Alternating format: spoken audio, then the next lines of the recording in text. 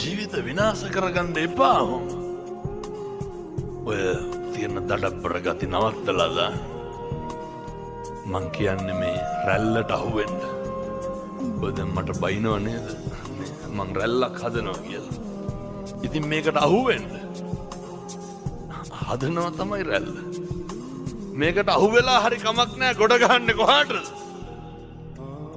මේ වෙනතුනේ මිනිස්සු පුදුම විදියට බණ අහනවා, පුදුම විදියට හැදෙනවා.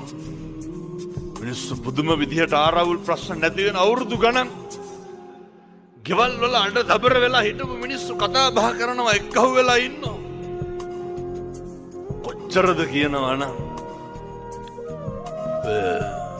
ලංකාවේ ප්‍රසිද්ධ ව්‍යාපාරික මහත්තුරුන්ගේ පවුල් දෙන්න දෙපැත්තේ ඉඳලා දරුවෝ කියනවා අම්මයි තාත්තයි එක්කහුනේ හාමුදුරුවන්ගේ බණ අහලා ඒකට පින් සිද්ධ වෙන්න මං සම්බුද්ධ ශාසනයට පූජා වෙනවා කියලා මහාන වෙන්න හදනවා. එනිසා අපි මේකටම අහුවෙලා මේකත් එක්කම කටයුතු කරමු. මම මේ තරුණ දරුවන්ට විශේෂයෙන් කියන්නේ අම්මගේ තාත්තගේ අරමුණු ටික බලාපොරොත්තු ටික ඔළුවට ගන්න. මනසට ගන්න. අපේ අම්මා තාත්තා අපි වෙනුවෙන් හදන්න වඩන්න පෝෂණය කරන්න. කොච්චර දුක් විඳාද කොච්චර මහන්සි වුණාද කියන එක හිතන්න යුගයේ කාලේ ඇවිල්ලා තියෙනවා. හිතන්න පින්නතුනි මේ රැල්ලට මිනිස්සු හරි බයයි. මේ මට කියනවා මං සල්ලි පොම්ප කරනවලු. මෙව්වට මං සල්ලි වක් කරනවලු.